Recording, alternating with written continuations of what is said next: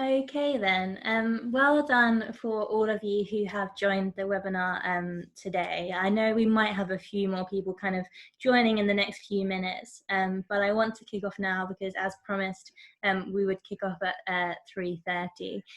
So first and kind of foremost, and thank you so much for joining. From my perspective, it's absolutely brilliant to see so many people on the line using this time when you're at home to learn a little bit more about all of the skills that you can be developing in this time when you're at home with a little bit more capacity. So firstly, well done for joining, and secondly, because it is the first day back and you're still in your Easter holidays, so I'm really impressed with you taking this time to learn a little bit more about yourself and leading on from the session that we had last time. Lauren, who was kind enough to be here and run our session last week, will be doing kind of a formal introduction and running the session today, but from a Pathway CTM side, I really want to just thank you all for being here. My name's Ellie. I know that I was on the last one, and I might be a familiar face to quite a few of you because I can see some familiar names there of people that have been on our other webinars throughout the week and throughout the last month. So every time, you know, well done for joining. It shows that keen kind of self-motivation, which is what every company is really looking for when they're hiring. So I really do think all of this time, make a note of all these sessions you're joining, particularly these ones which are really giving you keen knowledge and employability skills around yourself, and Lauren will be talking about this a little bit more later, but this is so valuable, and I think that you really should take note of all the things that are coming up today and use it to your advantage, because I know Lauren has some tips and tricks and things that she'll be going over today, which I'll be jotting down myself, so make sure you guys don't miss out.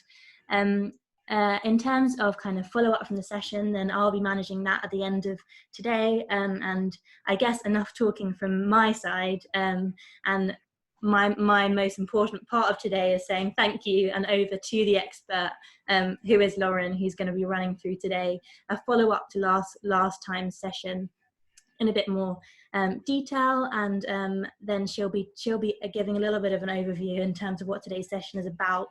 I know that she's going to echo exactly what I'm about to say, but any of you who haven't had a chance to do your strengths profile, it's such a good opportunity to get that chance to do it for yourself. So really do make the most of being able to do it, and get that done, and we can help support you through that. So do make the most of that opportunity. In terms of logistics, I know lots of you know this because I think every single one of you actually was on our last webinar for Capgemini and strengths, but any of you might have forgotten. That's completely fine. If you do have any questions throughout the whole of today's session, do ask them through the Q&A box or the chat box, which you can see in front of you if you're dialed in on your computer.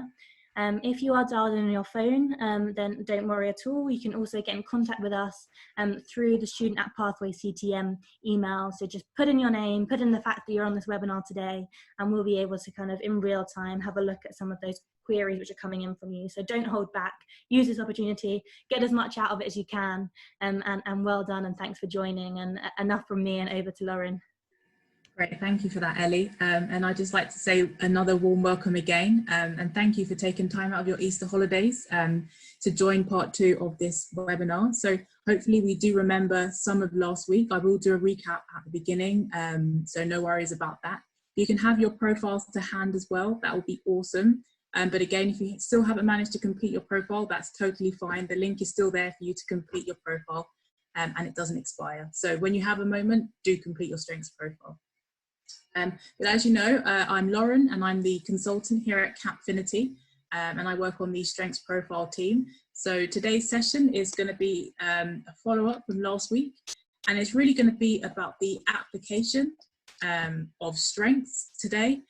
So we're going to really get into the practical side of things. So we kind of understand what our strengths are. We've all completed our profiles now, and we went through the career guide. I will do a recap of that, but today's really around how to, you know, take action around the strengths in line with the model of development. So when we say the model of development, we refer into those 4 colours on your profile.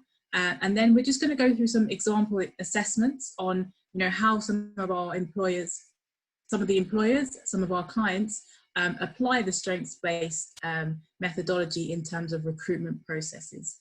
So that's kind of what today is about. Today is really the practical, okay, this is, now we know what strengths are. Today is about how it's applied and can really help you in terms of those employability skills and developing it for your application processes. So as you know, we are Capgemini, and we were founded in 2005. We're a talent technology company. So what that means essentially is we specialize in strengths-based assessments for recruitment and for development. And we span numerous sectors and geographies. So we do work globally. So in terms of your application for job roles, it might not just be in the UK, it might be in the US. And we do have assessments that are strengths-based with our clients that you'll be perhaps experiencing with them. So we do work globally and we specialize in recruitment and development assessments, as you know. So back to last week, I think I dropped this stat in. So it's 43% of employers in the UK are now using some form of strengths-based recruitment process in some way. And what that means for you guys as students is that at some point in your careers, you're likely to come across strengths and the strengths-based methodology in terms of the selection process for the jobs that you'll be applying for. So really, you know the benefits of why know about strengths, because at some point in your careers it will be useful for you. And as you know, it's a quick recap. So who are these people that are using strengths-based assessments? So here are a few of our clients. Some of these are household names that you will be familiar with and may already have your eye on in terms of employers. But all of these companies that you see here on your screen are on their strengths journey too. And they hire talent like yourselves based on strengths, and they also perhaps develop talent as well using the strengths-based approach. So here's a few clients that you may or might not have considered applying for. And if you do have your career guide with you in your strengths profile, perhaps have a look at some of these clients and where they sit within your career guide suggestions. That could just be a way to start mapping who you may want to be applying for.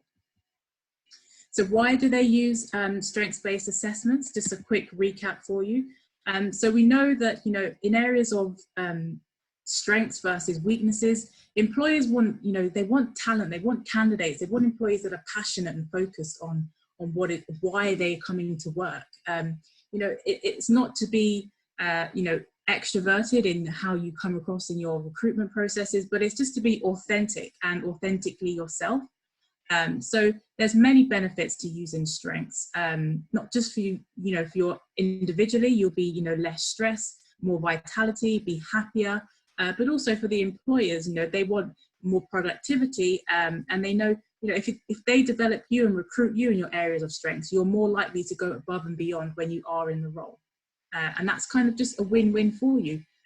In terms of the whole strengths themselves, it's really about creating that shift actually that you guys want in your roles. So it's not just about a paycheck, but purpose. You don't just want a manager, but you want a coach. And through using all the strengths approach and the strengths language, you will get that in your job roles that you'll be applying for. So that's kind of why the recruiters and these organizations are using strengths, is so that they can get the best from you and you can really just flourish actually in your roles.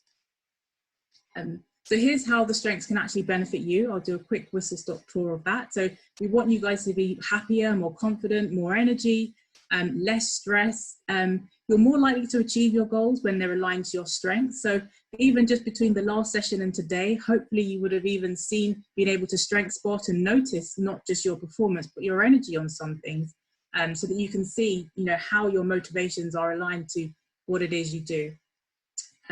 We also know that you develop areas faster in your areas of strength. So if you're thinking about the role that you're just applying for, to maybe start later on in the year, but actually promotions will come faster in your areas of strength. So, don't underestimate, you're applying for a role now, but what about the future as well? So, really embed strengths and align your goals and your career motivations for what it is you're not just good at, but also what you're energized by too.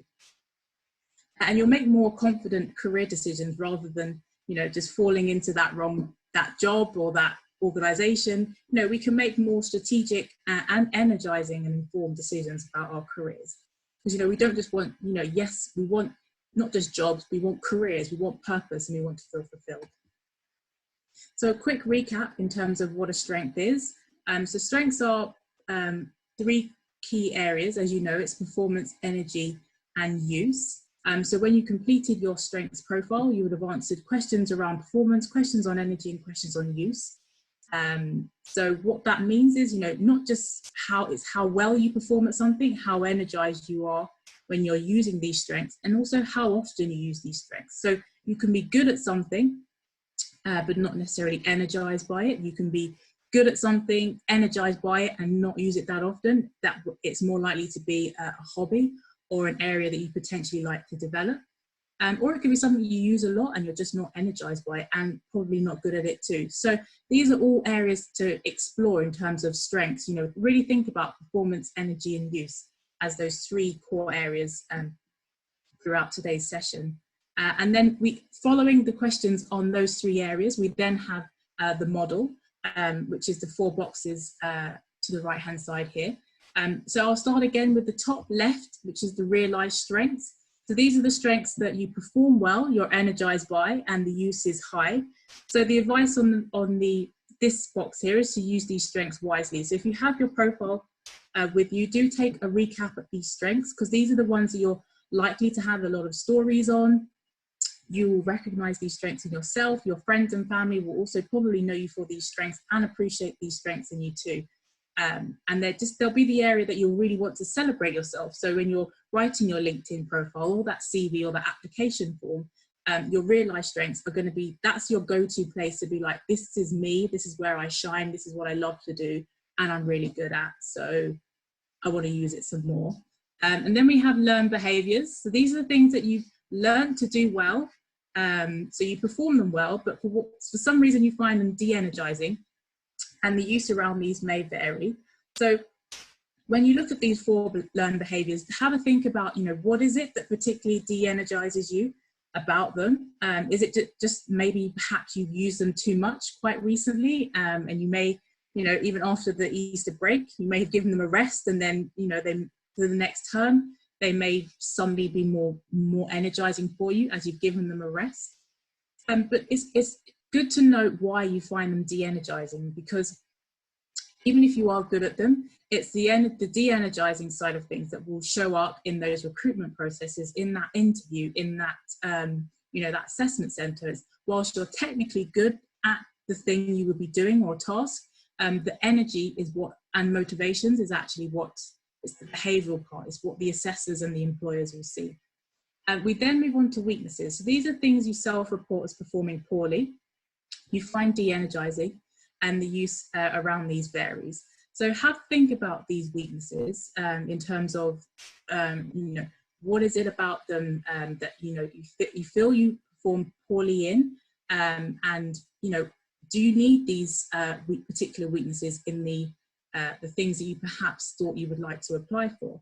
And if you do, then maybe perhaps think about getting them to good enough if they are what you will need in the job going forward that you would like to do.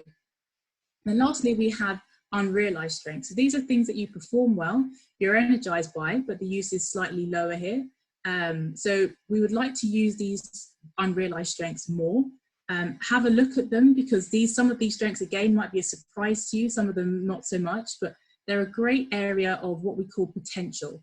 And actually that's what employers look to you for as well, is potential. So this is for the realized strengths of what you're great at now and you love to do, but how else can they tap into, you know, some of that potential and really maximize the things that you're also great at, but perhaps you may not have the opportunity to use, and they could provide you with that opportunity and that platform to start using those strengths some more, and it could be a win-win for both of you. So really have a look at those unrealized strengths.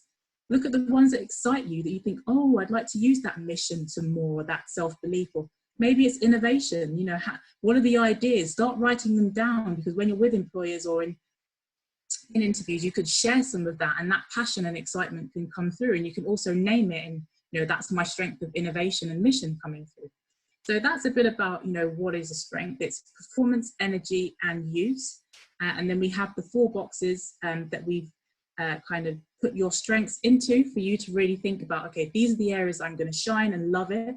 These are the areas that I'm going to shine in, but I might not be as energized by. So I need to be careful of that, because if I need to use those strengths in that assessment center or in that job role, how will that come across to the particular employer? And then we have the unrealized strengths. So that's the exciting bit. That's the bit that's new to you and new to the employer, and you can both explore that some more. So do take a look at your profile, and for each of the strengths, you do have some advice on how to take action and how to develop those strengths some more, and also, so you know, some advice to use them wisely, and so you can manage them and kind of self-coach yourself, so you don't have to, you know, always be using those strengths in ways that you may not perhaps want to. So in terms of your profile, we're going to do a quick recap again. So it's going to be a little bit of participation from you. And we're going to do the realized strengths. So these are what you can do and you love to do. So they won't be a surprise to you. And then you've got the unrealized strengths that you love to do, but you would love to use more often, but you currently don't for whatever reason. Maybe just be that you're a student and just haven't had an opportunity yet to use those strengths. So in the chat function, I'd just like you to recap again and engage with your profile, and what strengths made you smile and why?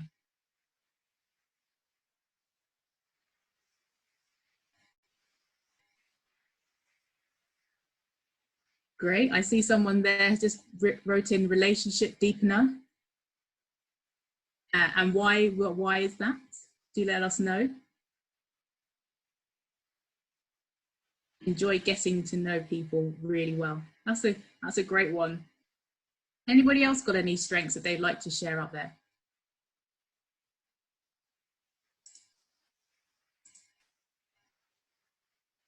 Competitive. I do like to be the best at what I do, and that's an awesome strength, and thank you so much for sharing that with us. So with competitive, you know, where are other strengths in your profile, like mission or pride? So we want to win, and we want to be the winner, but also being the best is a bit about pride as well. So competitive and pride can also be closely linked in terms of strength. So thank you so much for sharing that strength there.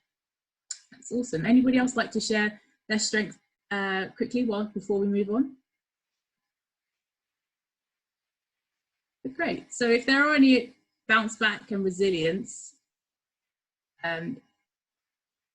it shows the strengths that you have mentally, which they're pleased about. Absolutely. Bounce back and resilience come from their motivational strength. So they show that, you know, you're the driving force, and, you know, you bring energy into projects, into work, into, you know, you turn up amongst your friends, you're like, come on guys, let's do this. Doesn't matter if something went wrong, brush dirt off your shoulder, let's go next. So I think that's an awesome strength. Thank you so much for sharing that. And so we're going to go on now to the career guide. So if you have your career guide to hand, and if you just want to recap on that, and just refamiliarize yourself with the career suggestions. So the top 6 in the dark green, these are the career suggestions based on your realized strengths. So this is the dark green strengths in the top left of the model. So these 6 suggestions are based on that. They're not in any particular ranked order, they're just alphabetical, but do familiarize yourself with those career suggestions, because they are great starting points for you to explore, you know, which employers that you would like to be applying for if you haven't already. And then in terms of the light green the career suggestions, these are, you know, based on your unrealized strengths, so that area of potential. So if you were thinking about applying for something in an area that you haven't yet potentially explored, and you may want to really lean on the Pathway's expertise here, because I suppose they'll know the employers in these particular areas, and they can kind of guide you a bit more on what it is that employers in these areas of your career suggestions would do. So do lean on Pathways for that. You know, who are the people that can kind of operate in that career suggestion space for you. So we're just going to go now into a bit more of the career guide again. And on the chat, so I'd just like you to name a sector on your career guide that you've not considered before. So you can look at all 8 sectors on the whole profile, so the 6 at the top and then the 2 down the bottom, and just drop on the chat, you know, which ones have you just not considered before?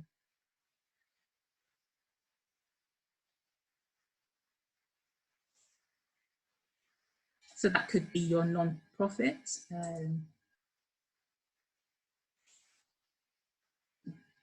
transport and logistics,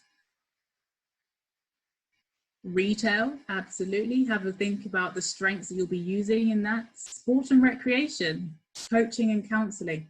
Thank you. Great suggestions that you guys are all coming through with. And what I would say really is, so you've never considered these sectors before, and actually, you know, have a conversation with Pathways and be like, well, what could I potentially do in this area?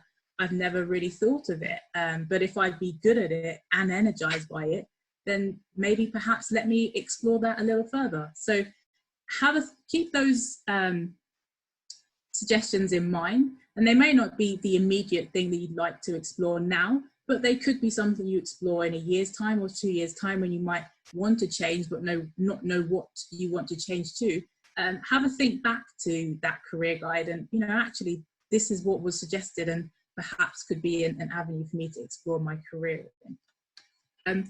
So in terms of applying the career guide, as you know, we went through this last week, but when you're networking with employers, you know, share your strengths. When you're at careers fairs, you know, it can be a bit daunting, a room full of employers, and they all might look great to you, but where do you start? And I'd say let your career guide kind of be your roadmap around the room, and be like, do you know what, I'd be great with you because actually it's a suggestion on my profile and I have these strengths, and maybe they could suggest some roles already based on that. So, you know, really use it for interview and assessment center preparation, and really get good at concisely describing your strengths in maybe what we call a personal pitch. So you can, you know, just reel off what I'm good at, what I'm energized by, and perhaps what you're looking for, and apply that to your CV and applications and covering letters. And so really don't let that page in your profile go to waste, because it can be really useful in terms of guiding you for future career exploration. So now it's the applied bit. I think we're coming to the strengths assessment. So strengths assessments measure your natural engagement and motivation. So they're just as important as capability or competency, as you may have heard it before. So it's all about, you know, engagement and motivation too, when it comes to creating the best fit between you and the roles that you're applying for with the employers. So just a quick recap, these are some of the employers who are using strengths-based assessments. Now that could be strengths-based assessments end-to-end, which means right through from your application through to onboarding. They could be using strengths, or they could just be using it as part of the process.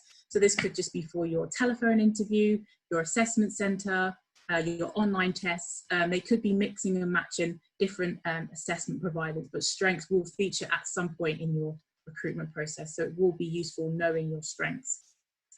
Here are a few popular strengths that employers do look for.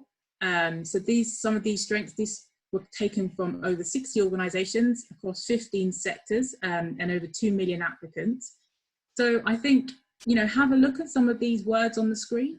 And, you know, some of the strengths on here are for strengths, not just for 2020, but also beyond, particularly in the financial sector. For example, tech analysts, that's about spotting patterns and trends in emerging technology, humanity, society, ethics. It's about appreciating and understanding what it means for tech in the real world.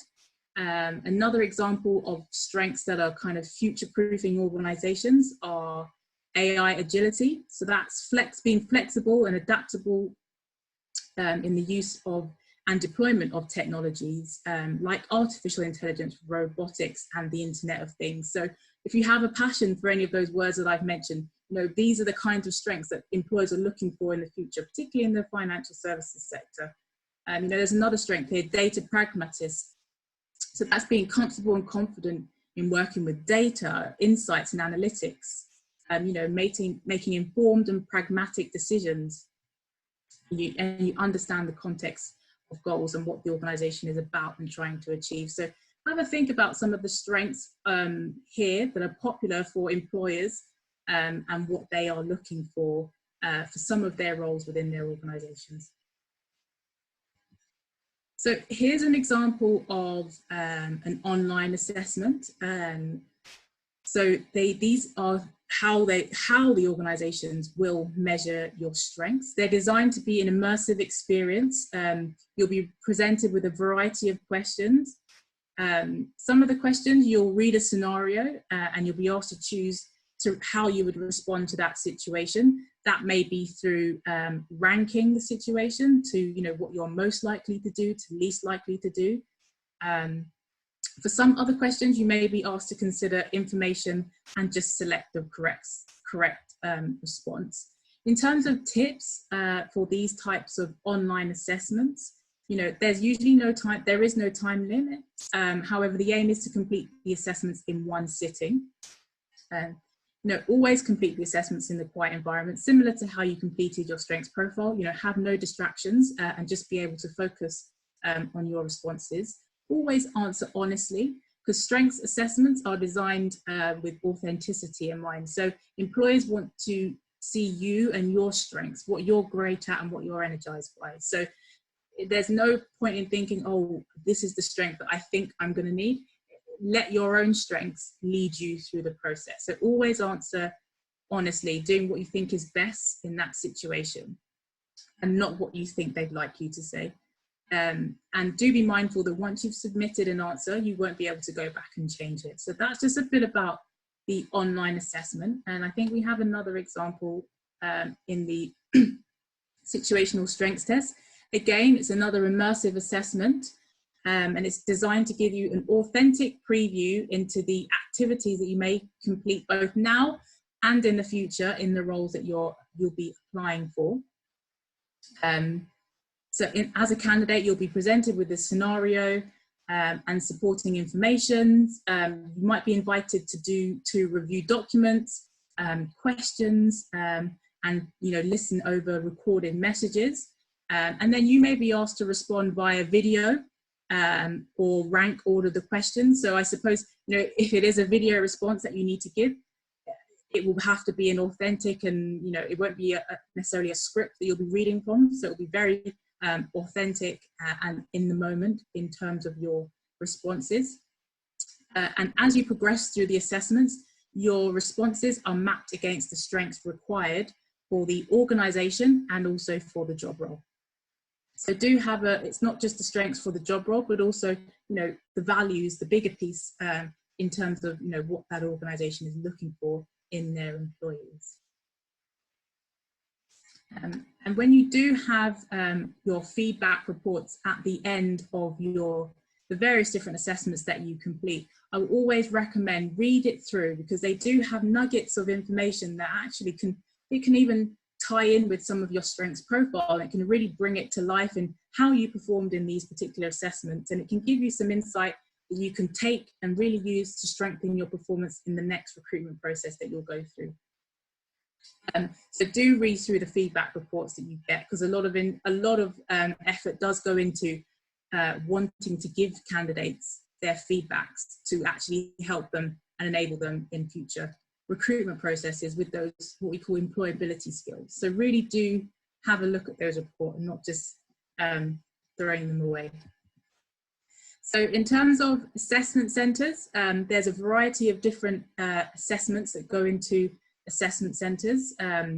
So, there could be group exercises, and these are around 30 minutes, and it's usually engaging in conversation, and you need to work together to achieve a common goal. We also have micro exercises. Now, these are really short, sharp exercises that last between 3 and 5 minutes. They're unexpected tasks or actions, and they're designed to be short and snappy. So you might think, just when I'm getting into it, you have to move on to the next one. But that's what they're designed to do. And again, you may experience that on your assessment centre days. There could also be a strengths-based interview as part of the day on your assessment centre, and that assesses what you're motivated and energized by, and demonstrates your strengths, competencies and areas of weaknesses. So again, have a think about, if you know you have an interview, a strengths-based interview on your assessment centre day, do remember your strengths profile and think about, okay, these are the strengths I know are going to help me in the assessment centre, but also have a think about, are there any strengths maybe in the learned behaviours that you think might show up on the day? So if spotlights in one of your learned behaviours, you may not appreciate, you may not want to speak up in those group exercises because you don't particularly like the spotlight, or writer or counterpoint. Have a think about what type of assessment you're about to go into and the types of strengths that you may need to help you in that particular assessment. We also have virtual reality. So some of our clients, particularly in the professional services, they tend to use virtual reality. So this may be something you'll come across too. And it's an assessment of the true self. So it's full immersion in unfamiliar environments. There isn't really much advanced preparation you can do to help, as it is designed to kind of immerse you into the environment and really measure your strengths in the most authentic and truest way possible. So in essentially, strengths-based interviews are, these do have a look at these top 4 points here. So they're designed to be authentic, identify your strengths, they're fast-paced, and there won't be any probing in strengths-based interviews. And other tips I can give you around strengths-based interviews is, be yourself, and staying calm, let your individuality shine through. I'd expect quite a few questions, some open, some closed, and the assessor may not probe you on these. They may just ask you a question, and you'll have to get comfortable with some silence if your answer's short and snappy. But just be mindful that there will be quite a few questions in a strengths-based interview. You may be asked how you feel in relation to tasks. So always respond with your first thought and also be honest. So that feeling part is tapping into the energy piece, the motivations. Use your strengths-based interview as an opportunity to understand more about the organisation. It is a two-way process. You're also feeling them out as much as them assessing you. Learn more about the roles and whether you think it will play to your strengths. Because the role may actually play to your learned behaviours. So what we mean by that is, so you could do the job and you could do it really well, but the question to ask yourself would be, will I be energised here? Will I enjoy working with this team or that manager or this mission and purpose? I know I can do the job, but will I be energised in this job? Is something you might want to have a think about during that interview process as well. Your body language. What is it saying? Sitting with your arms folded may give the wrong impression. So, have a think about how you show up in those strengths-based interviews. And I suppose the last tip really is to just enjoy it. It's the more you enjoy it, I'm sure that the more relaxed you are, it will show up in the behavioural scoring that the assessors are looking for. The interviewer is interested in getting to know you, but you can also take it as an opportunity to show yourself at your best. Really demonstrating what you're looking for and also what you can offer through your strengths. Some tips on how to prepare for interviews in terms of your actual strengths profile. I definitely have a think about, what do your friends and peers know you for, and how would they describe you to a stranger? They may use some of the strengths on your realised strengths. To have a look at those 7 realised strengths, and some of those words might be the words that they would use to describe you, because those are the things that you're using a lot and really energized by. Which achievements are you most proud of, and how did you get there? If you've got a lot of relating strengths in your realized strengths, maybe it was people, a lot of help and support through your teachers, mentors, people that have supported you around that, and you enjoy getting to know people. Maybe it was through the teachers that it helped you to get your most proudest achievements. What do you like when you're at your best? And then think about activities inside and outside of studying. And what is it about those that you particularly enjoy? Is it the people? Is it the tasks? Is it the plan? Is it the trophy at the end of it? What is it about those tasks that you really enjoy? And you'll be able to explain, with ease in an interview. So here are the benefits of using strengths versus competencies. So on the left here, we have competencies. So this is all about, what you have done in the past. It's all about what you can do rather than you love to do. So, you're usually able to prepare examples for this because it requires, things that you've done in the past. And assessors are usually allowed to probe in these areas so that it can kind of lead you to a response, where strengths is totally different to that approach. And it's all about your motivation as a candidate, as well as your performance. So they do measure competencies. They do want to know how well you do something. So if you think back to what is a strength, performance, energy, and use. So there does have to be performance there and, examples of when you've done it well. So for those who wrote on the chat competitive, you won, whatever it was you were doing in that particular example, I'm sure you've won. So winning shows high performance. Then you can also talk about the motivations and other things behind that to really bring that particular example to life, not just that I won, but the other things that you enjoyed. Maybe it was a team collaboration, it was part of a league or whatever it was you were doing. So it's not always based upon past experience. Some of the questions can be closed and have simple follow-ups, so don't be too put off from that. And if the assessor doesn't probe further, it doesn't mean that it was a bad response. That's the way that strengths-based interviewing is designed to be set up. So here's a few examples of strengths-based interview questions. So I will just pause to let you have a read of the screen. And I will read a few out. So I'll take the first one. So today you've had the opportunity to learn more about pathways. What was the most interesting thing you've learned about life here? And so that the assessor would then pause. And what else would you like to learn about us or the role you have applied for? So as you can see, the questions are they kind of feel a bit conversational. You think, oh, am I actually in an interview? It is an interview, but they are designed to be relaxed and authentic so the assessor can really get to know you. They do really want to get to know you as candidates and what you're good at and what you're energized by and what it would be like to work with you as a colleague. So really do relax into these questions.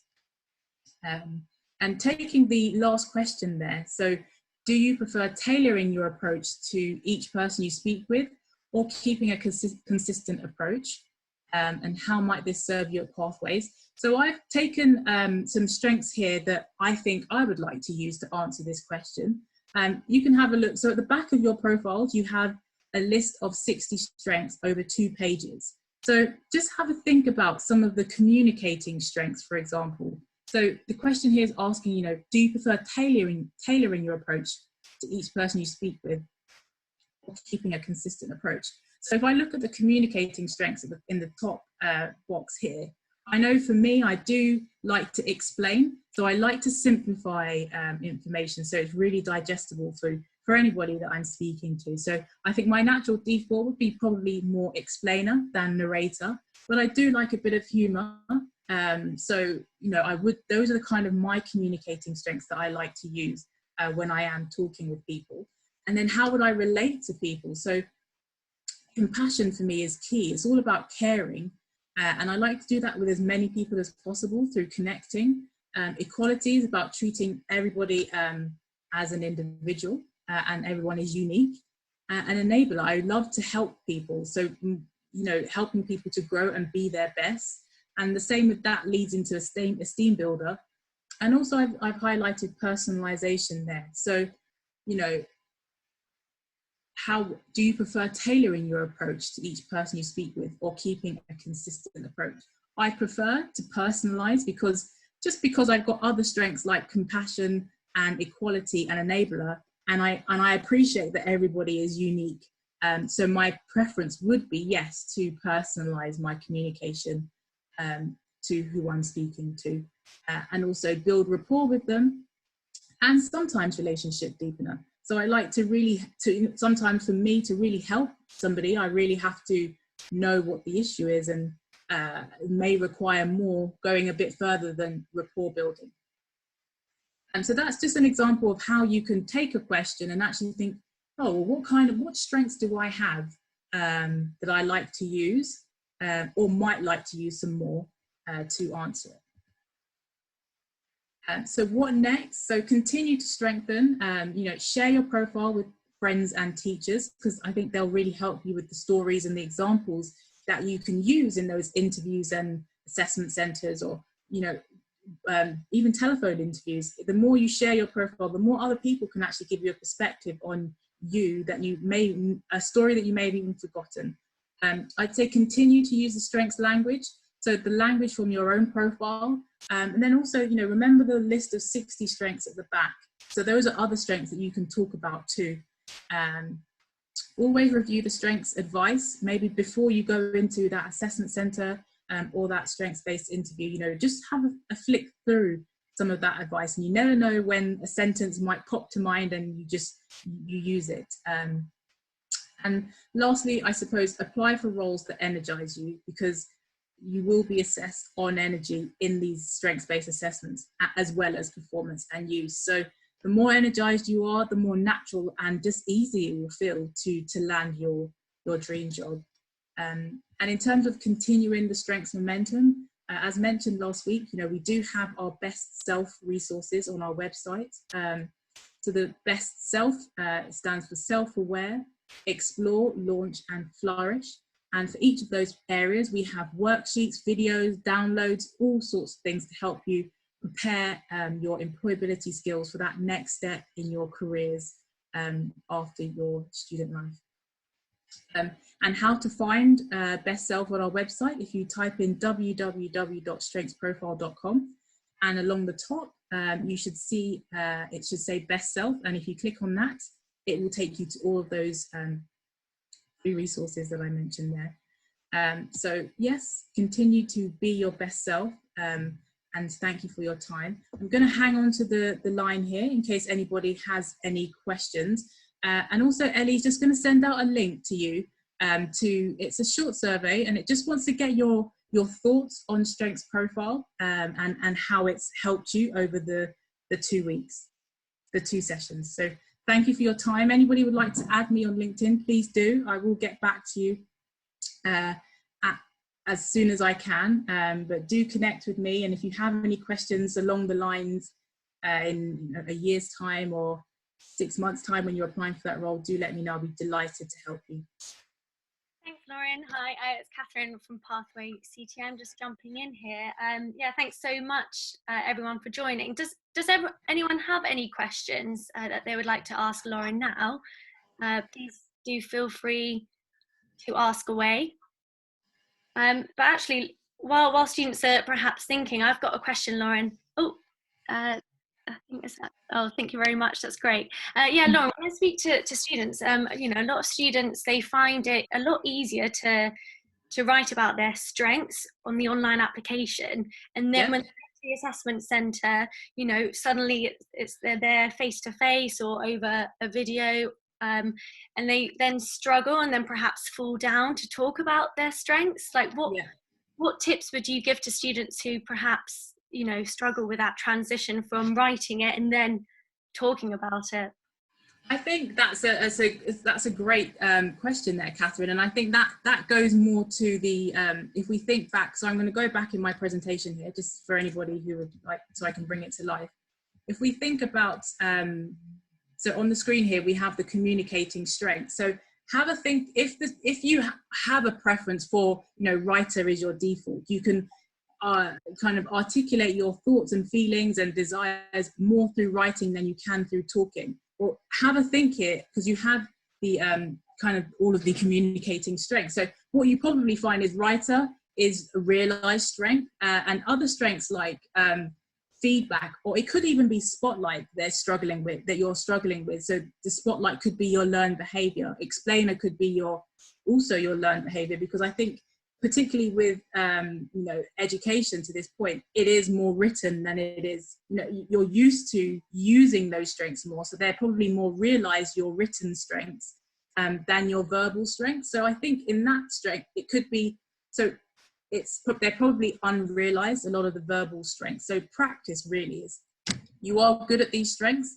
but they're probably unrealized. So I think get good at narrating and explaining, and the only way to do it really is through practice, and to dial up those strengths and use them more. I mean, when you go to networking or events or career fairs, practice just talking and getting to know people, and just the more you use it, the more you'll get used to it. Because I think writing is something, particularly in education, we use all the time, writing skills, but the more the verbal skills are something that we have to strengthen and actively use more, and I think if we use those more, they will just become kind of second nature to us.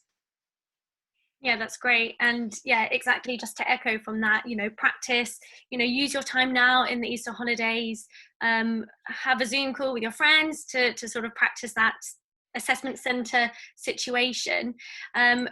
But if anyone doesn't have any questions now, obviously you can touch base with us afterwards, and we can contact Lauren if there is anything.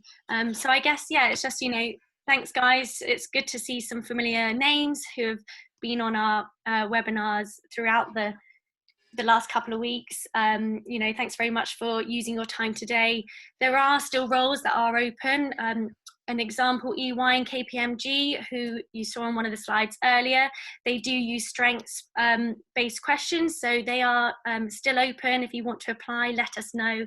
But in terms of next steps, we'll be following up with you just to get a little bit of feedback to see how you found the session today. And as always, you can email us at student@pathwayctm.com if you have any further questions. But thanks very much, Lauren, for your time today. You're And welcome. thanks everyone for joining. Take care, everybody. Thanks.